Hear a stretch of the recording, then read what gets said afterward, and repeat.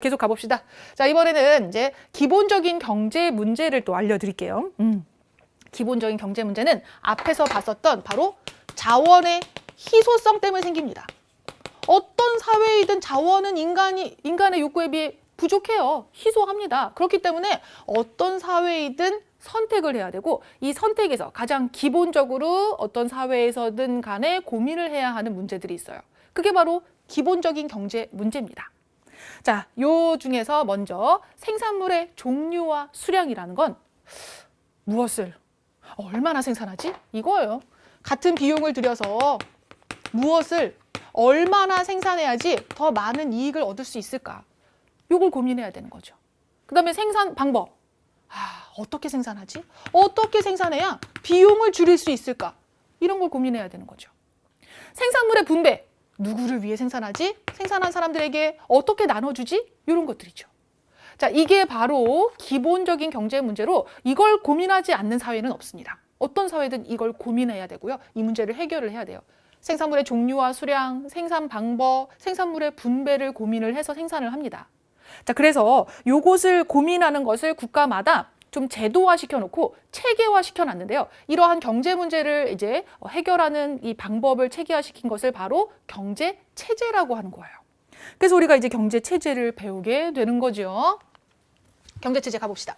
기본적인 앞에서 봤던 그 경제 문제, 무엇을 만들까? 양말을 만들까? 신발을 만들까? 얼마나 만들까? 100개를 만들까? 1000개를 만들까? 어떻게 만들까? 공장에서 기계로 만들까? 수작업으로 한 땀 한 땀 사람 손을 들여 만들까? 누구를 위해 만들까?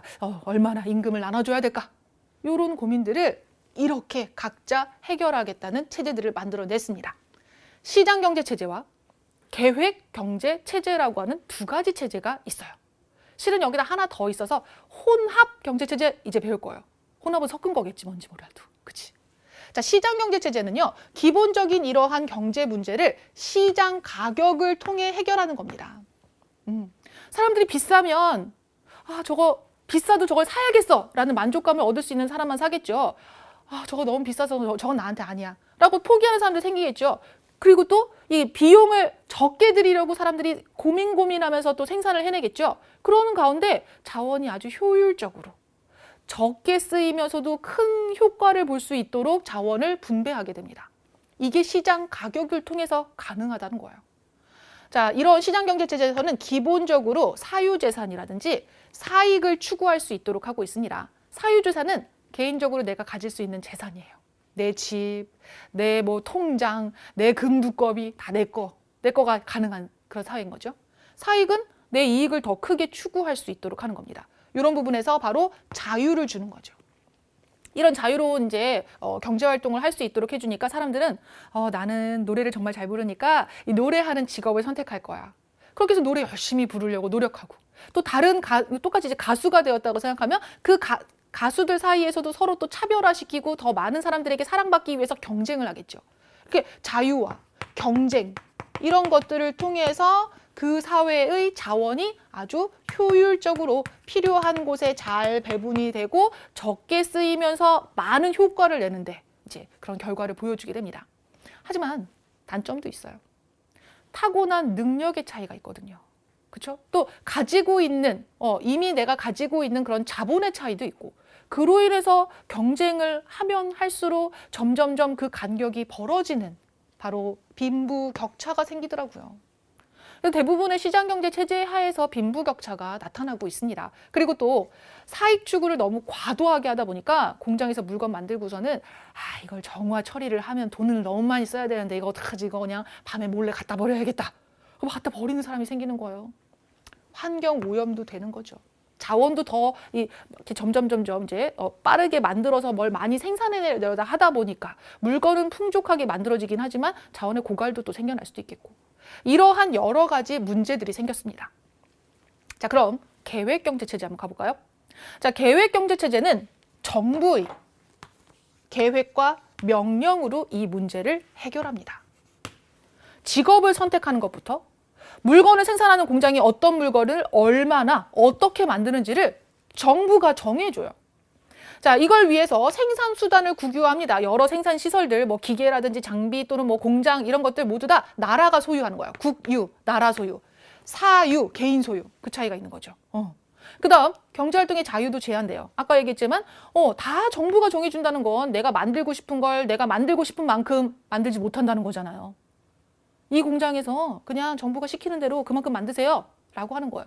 그리고 똑같이 나중에 나눠집니다. 우리 북한 친구들이 얘기하는 이제 친구들인데 그래요. 북한이 계획경제 체제를 주로 이렇게 사용을 하고 있는 거죠.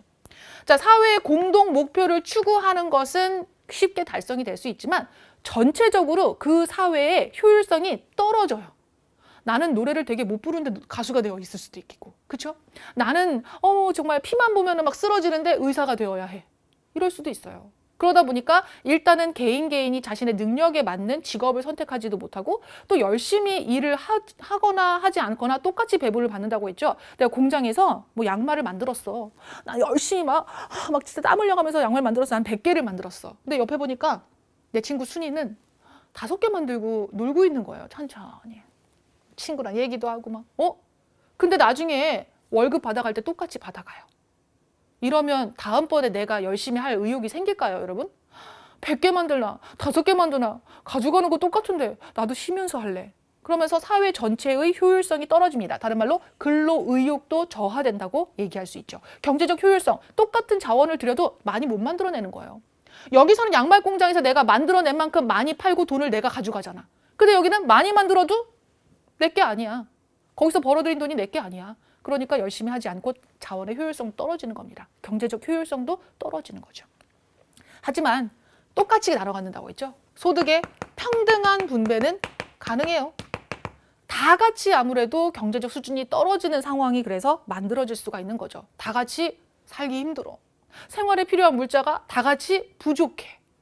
자, 이래서 말이죠. 오늘날 국가들은 그냥 단순히 시장경제체제만 또는 단순히 계획경제체제만 쓰지 않아요. 섞었어요. 그래, 한 가지만 하니까 이런 문제들이 생기더라. 그럼 좀 적절하게 섞어볼까? 근데 그 섞은 정도는 다를 수 있습니다.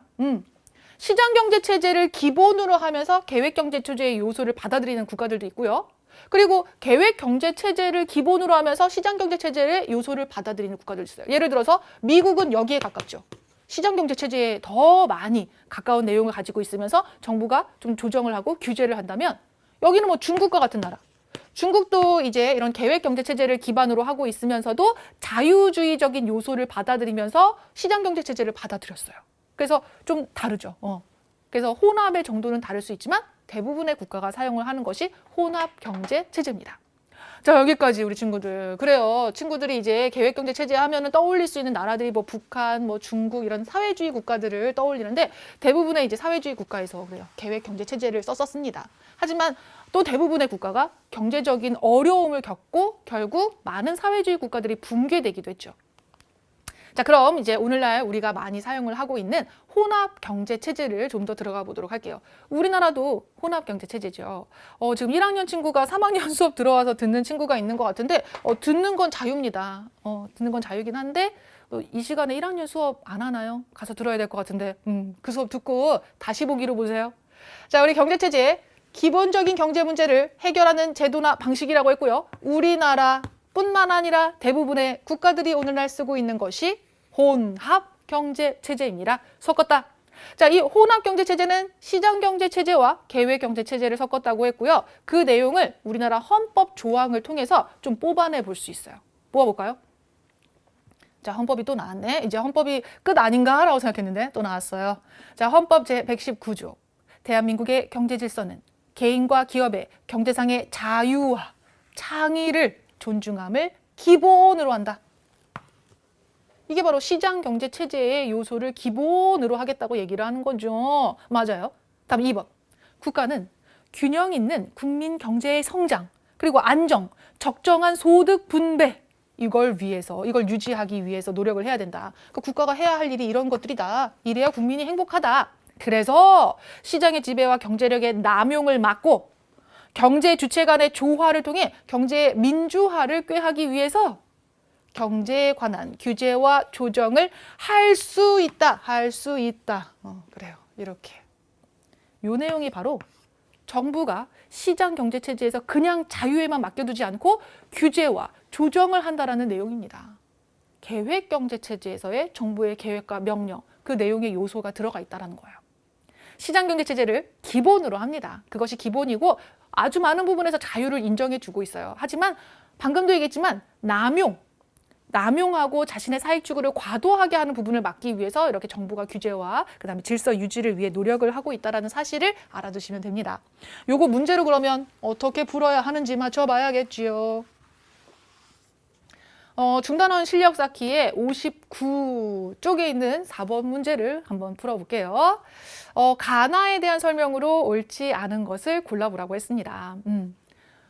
환경 오염으로 깨끗한 물의 가치가 높아져서 과거에는 경제적 대가를 치르지 않고 얻을 수 있었던 물을 오늘날에는 경제적 비용을 지불하고 구입하게 되었습니다. 자, 여기서 선생님이 하나 더 알려드릴게요. 우리 앞서서 자원의 희소성을 얘기했잖아요. 자원의 희소성 없는 것도 있어요. 정말 우리 생활에 필요한 자원인데 희소성이 없어요. 그 얘기는 인간의 욕구에 비해 더 많이 존재한다는 거예요. 그게 바로 과거의 물이었습니다. 과거의 물은요, 그냥 빗물 받아 쓰고 흐르는 물 퍼서 마셔도 될 정도로 물이 정말 깨끗하고 맑은 물이 많았거든요. 이때 경제적 대가를 치르지 않고 자원의 희소성이 없는 이러한 자원을 무상재라고 해요. 무상. 돈을 지불하지 않는다는 거죠. 자, 그러면 오늘날 이렇게 물이 많이 오염이 되고 이제는 강물 그냥 퍼서 마셨다가 큰일 나죠. 막 배탈 나고 너무너무 아프고 일단 마시기가 좀 그래요. 많이 더럽고 냄새 나요. 그죠? 이제 돈 주고 생수를 사 마셔야 됩니다. 자, 그렇기 때문에 이제 값을 지불해야 하는 재화, 경제재가 되어 있어요. 자, 이렇게 무상재였던 것이 환경오염으로 경제재가 되는 사례들도 있습니다. 그만큼 인간의 욕구도 달라지는 거죠. 깨끗한 물, 그리고 인간의 욕구. 예전에는 깨끗한 물이 더 많아서 무상재였다면 이제 깨끗한 물이 더 부족해졌어요. 인간의 욕구가 더 커진 거죠. 그래서 경제재가 된 겁니다. 자원의 희소성이 생겼다. 자, 다음. 열대지방에서는 무더운 기후 때문에 이거 나왔네. 에어컨을 필요로 하는 사람이 많아요. 하지만 극지방에서는 추운 기후 때문에 에어컨을 사고자 하는 사람이 많지 않습니다. 장소에 따라서 또 자원의 희소성이 달라졌습니다. 시간이 흐르고 장소가 달라지면서 자원의 희소성이 없다가 있는 것도 있고 또는 많았다가 적은 것도 있어요. 그래서 희소성은 상대성, 가변성 그거 떠올리시면 되는 거죠. 자, 정답 친구들 다 얘기했습니다. 5번이라고 김별원 친구, 김별현 친구, 김별형 친구, 곽별승 친구 다 얘기를 했는데요. 한번 보도록 할까요? 경제재 선생님이 이거를 경제재, 그렇죠? 이렇게 써야 되는데 잘못 썼어요. 자, 가갑시다. 자원의 희소성과 관련된 사례이다. 그렇죠. 자원의 희소성이 없고 있고. 자, 깨끗한 물은 과거에 비해서 희소한 자원이 되었어요. 이제 희소성을 갖게 되었습니다. 자, 자원의 희소성은 장소에 따라 각기 다르게 나타났어요. 열대지방이냐 또는 극지방에 따라 다르게 나타났습니다. 열대지방에서 에어컨은 극지방보다 희소한 자원이죠. 자, 가나, 자원의 희소성은요, 절대적인 양에 의해 결정되는 거였나요? 아니요. 인간의 욕구에 따라 달라졌습니다. 상대적이었어요. 인간의 욕구에 따라 달라지는 것입니다. 정답 5번. 그래서 친구들이 답을 잘 얘기했습니다. 홍별후, 홍별연, 이별해 다 잘했네요. 박별빈 친구. 그렇구나. 김별민 친구. 자, 다음은 12번. 요 A국에서 채택하고 있는 경제체제에 대한 옳은 설명을 또 한번 골라보도록 합시다. 자, 경제 문제를 해결하는 것이 제도화되어 있는 게 경제체제, 시장경제체제, 계획경제체제, 혼합경제체제 배웠습니다. 자, A국의 한 이제 정치인이 차로 이동하는 중에, 이거 진짜 있었던 일이에요, 여러분. 앞 트럭에서 감자가 계속 떨어지는 거예요. 감자 실어 가는 트럭이. 뭐야? 그래서 막 달려가서 이제 차를 세웠죠. 저 잠시만요. 지금 아까부터 감자가 계속 떨어지고 있어요. 라고 알려줬대요. 그랬더니 트럭 기사가 하는 말이 나는 정부의 계획에 따라서 저 감자를 운반하는 것만 명령받았지 수량, 손실에 대해서는 알 바 아니에요. 그냥 가면 돼. 실어 가면 돼. 내가 뭐 그 감자가 떨어지나 안 떨어지나 그 주워 갖고 올리면 나만 힘들어. 어차피 나는 운반만 하면 되니까. 이거예요.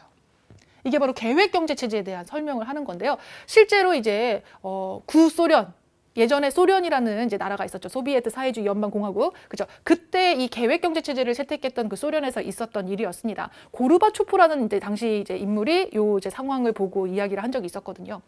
자, 아무튼 계획경제체제는 이렇게 내 것을 가지거나 또는 이제 이 사익 추구를 자유롭게 할 수 없는 상황에서 국가가 정해준 대로만 하다 보니까 효율성이 떨어집니다. 오늘날 대부분의 국가에서 이걸 써요. 아니죠. 오늘날 대부분의 국가는 혼합경제체제를, 개인의 경제적 의사결정을 자유롭게 내릴 수 없습니다. 아까 얘기했죠. 정부의 계획에 따라서 운반하는 거예요. 근로자의 근로의욕 저하로 경제적 효율성이 떨어집니다. 감자 저렇게 막 떨어졌는데. 그렇죠. 자, 소득 분배의 형평성을 다 고르게 이게 형평성이에요. 자, 이걸 추구한 경제체제가 바로 계획경제체제입니다. 정답 디글리을 5번을 고르시면 됩니다. 장별혁 친구 잘했습니다. 황별웅 친구 잘했고요. 김별언 친구 디글리을을 골라야 되는 거죠, 지금. 그래서 요거 5번을 골랐어야 돼요. 4번을 고른 친구가 있는 것 같아요. 그죠? 밥별주 친구, 김별언 친구, 이별해 친구, 임별현 친구, 이별나 친구 5번 잘했습니다. 자, 다음 이제 도전 마무리. 자, 지금까지 배웠던 내용을 한번 마무리해보는 시간입니다. 오늘은 이제 경제 생활, 그리고 이제 경제 체제, 이런 것들을 좀 배워봤었죠? 잘 기억하는지 확인해 보겠습니다. 장별혁, 이별해 다 잘했어요. 신별찬도 잘했고, 주별서도 잘했어요. 앞에 거 5번. 지금 막 답이 나오거든요. 자, 도전 마무리. 경제 활동은 이것이나 이것을 생산, 분배, 소비하는 활동이라고 했습니다. 자, 뭘까요? 생산은 이것이나 이것을 뭐 만들어내는 것, 분배는 생산활동에 참여한 대가를 나눠주는 것, 소비는 사서 쓰는 것. 이때 자, 앞에 있는 것이 이제 두 글자고 뒤에 있는 게 세 글자겠죠. 칸수가 이렇게 나와 있네요. 그죠? 앞에 있는 거는 이제 형태가 있는 물건, 신발, 옷, 자동차, 가방, 집 이런 거 다. 그다음에 뒤에 있는 거는 보이진 않아요. 구체적인 물건은 아니에요. 하지만 인간의 활동으로서 인간에게 도움을 주는 의사의 진료, 가수의 공연, 또 뭐가 있을까? 그렇죠. 선생님의 수어, 변호사의 변호 이런 것들. 자, 그런 것들이 모두 다 정답 나왔습니다. 권별원, 김별민 친구, 이별현 친구, 조별민 친구, 재화와 서비스. 잘 얘기했어요. 박별이 친구. 물체화 서비스가 나왔습니다. 물체 아니고 재화라고 경제에서는 얘기를 해요. 이별나 친구. 물체에 나오니까 왠지 과학 같은데. 자, 다음 2번. 상품을 판매, 운반, 유통하는 것은 이 활동에 해당합니다. 상품을 만드는 것뿐만 아니라 판매하고 운반하고 유통하는 것도 이 상품의 가치를 증대시키는, 키워주는 활동이죠. 이 또한 여기에 들어간다고 했습니다. 뭘까요? 사람들이 물건을 만들거나 그 가치를 증대시키는 활동을 이렇게 불렀는데요. 쌤이 지금 하고 있는 것도 그렇죠. 밥별주 잘했습니다. 조별민 잘했어요. 그래요. 최별지도 잘했고 전별은 안녕하세요. 김별연 잘했어요. 생산이에요. 생산. 생산. 자, 인간의 욕구에 비해서 자원의 양은 부족한 상태. 인간의 욕구에 비해서 부족한 상태를 뭐라고 할까요? 우리의 이제 그 욕구가 아까 1교시 때보다 점점점 3교시, 4교시가 되면서 김밥, 햄버거 이런 것에 대해서 바라는 마음이 더 커지고 있어요. 그렇지 않아요? 김밥이나 햄버거의 이 재화의 가치가 더 커졌어. 뭐라고 하지 이거를? 희소성 좋아요. 조별 친구, 밥별빈 친구, 김별형 친구 희소성이라고 하죠. 자원의 희소성이라고 하는 것은 자원 그 자체가 뭐 적게 존재하냐 많이 존재하냐 아무 상관없어요.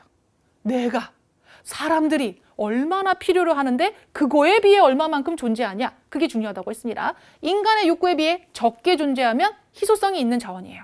아시겠죠? 이별나도 잘했습니다. 황별웅 친구도 잘했네요. 자, 다음 4번 한번 풀어보도록 할까요? 자, 합리적 선택. 합리적인 선택이란 최소의 이것으로 최대의 이것을 얻을 수 있는 선택을 하는 겁니다. 가장 적게 들여서 가장 많이 이걸 해야 돼요. 쌤이 가끔 쇼핑을 가서 옷을 사잖아요. 옷을 사면 꼭 엄마한테 가서 또는 뭐 친구한테 이제 물어봤어요. 야, 이거 얼마짜리로 보여? 빨리 얘기해봐봐. 얼마로 보여? 빨리빨리. 이거 진짜 정말 정확하게 내가 물어본다고 막 그걸 더 하지 말고 정확하게 얼마로 보여? 뭐 3만 원? 아싸, 이거 15,000원 줬지? 라고 얘기를 해요. 이거예요, 여러분. 모든 사람들이 대부분 이렇게 합리적인 선택을 하고 있습니다. 이별나 잘했어요. 홍별현, 박별빈, 전별은 거의 끝나가요. 그래요. 너무 아쉽죠. 자, 김별민, 장별혁 잘했어요. 최소의 비용으로. 그렇죠. 비용. 최대의 편익. 자, 요거 좀 기억합시다. 요 부분을 만족이라고 또는 이득이라고만 쓴 친구도 있는데요. 편익 자체가 경제에서의 그 용어예요. 경제활동에서 선택을 해서 얻는 만족감과 이득을 통틀어 편익이라고 합니다. 편익으로 기억해 주세요, 여러분. 그래요. 자, 그래요. 비용과 편의 나왔습니다. 편익입니다. 권별원 친구하고 박별주 친구 잘했습니다. 박별진 친구도 잘했고요. 자, 다음 갑니다. 5번은 시장경제체제에 대한 내용이 나왔습니다. 시장경제체제는 시장 이것에 의해서 경제 문제를 해결합니다. 알아서 비싸면 좀 적게 사고 싸면 좀 많이 사고 이렇게 우리 소비는 하고요. 생산은 비용 적게 들여서 많이 생산하려고 노력합니다. 그러는 가운데 자원이 효율적으로 배분이 되거든요. 이게 뭘까요? 가격 나왔습니다. 전별은 친구. 빠르게 답을 잘 얘기를 했네요. 그렇습니다. 그래서 시장 가격이 딱 5번에 들어가면 되겠어요. 자, 여기까지 우리 도전 마무리까지 해봤습니다. 친구들 답이 올라오는 이런 이제 상황을 보니까 앞으로 경제생활 참 잘해낼 것 같은 그런 생각이 듭니다. 계속 이어질 내일 이 시간 1교시, 2교시 수업을 들어보면 훨씬 더 많은 도움이 될 거니까요. 늦잠 자지 마시고 꼭 쌤 수업 찾아오시면 됩니다. 자, 오늘의 매력 댓글 소개해 볼까요? 방별원 친구가 예를 들어서 말해주시니까 귀에 쏙쏙 잘 들어와요 라고 얘기했고요. 유별 친구가 사회 어려운데 쌤이 설명해 주시니까 이해가 쏙쏙. 나별현 친구, 쌤 보러 왔어요. 재밌고 시간도 잘 가네요. 쌤 보러 왔어요. 그래요. 열심히 사회의 매력에 빠지셨죠? 자, 다음 이 시간 우리 선생님 아침 일찍 이제 3, 4, 1, 2교시에 이제 만나는 시간 선생님도 기다리고 있도록 할 테니까요. 여러분들도 4교시 끝나고 맛있게 점심 잘 드시고 내일 다시 만나도록 합시다. 자, 그럼 내일 이 시간에 다시 만나요.